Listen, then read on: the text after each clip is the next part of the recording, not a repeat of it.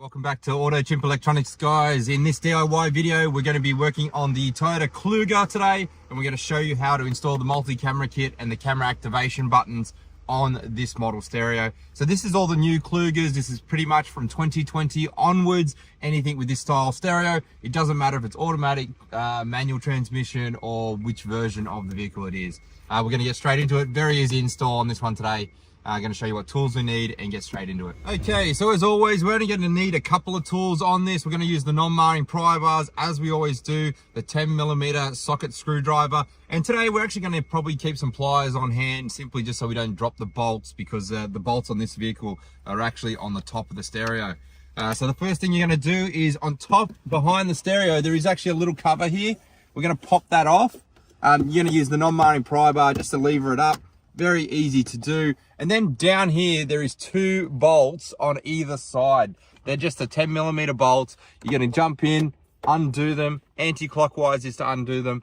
Undo all four, and then just grab the screws out. But because it's vertical, you probably want to use those pliers to grab them and pull them out so you don't drop them in the dash. Once you have those four bolts out, you're going to grab your pry bar again, and you're actually just going to get this glossy black section. You're not going to pull the entire frame out. It's just going to be the centerpiece, okay? So just run your pry bar around the edges, pull it forward, like we do in all videos. Put a plastic or a soft cloth cover down, so when you do pull the radio out, you're not going to damage your dash at all. And that's going to pull all the way out, just like that. And we're going to use these two bolts, or sorry, these two connectors on the back of the radio, which we always do, closest to the driver's side. And that's where our harness is going to T-piece into. So we're going to use the AutoChimp T-piece harness here. This is for the 2020 onwards models. It's much the same for all the new vehicles. Very easy to do, like in all our DIY videos. It's just going to plug in. So you're going to take the two T-piece harnesses. They can't get them wrong. They literally just plug into the one that's going to suit them. So it's not that one. That one there. That one there. And then back into the radio. Very simple, easy to do. Once I get the correct plugs, hang on, there we go. Okay, so that is virtually all the installation. The next step is get the multi-camera module out of the kit. Comes nicely packaged, very easy to install. We're just going to put the color-coded RCAs to each color-coded section on the module, plus the main power plug. Literally going to connect up. Simple and easy to do. If you wanted to, you could get some of our cloth tape and make that a little bit neater and just loom it up. We're going to hide the module away inside the dash. Then the other two sections that you have are just the camera switches. Now on this vehicle, this vehicle has only a 22mm switch size available, and there's not many blanks available. So you can use ones in the center console like down here. So these ones are actually all full on this vehicle, but if you look on the right hand side, on the driver's side, there is actually some blanks over on that section where we can mount them.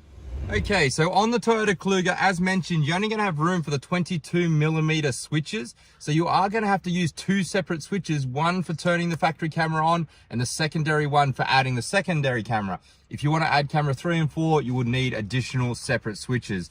I'm going to give you an example today using the 32mm switches, just because it's a combination switch of factory camera and secondary camera, just to show you how it all works. But we're going to turn the vehicle on now and show you.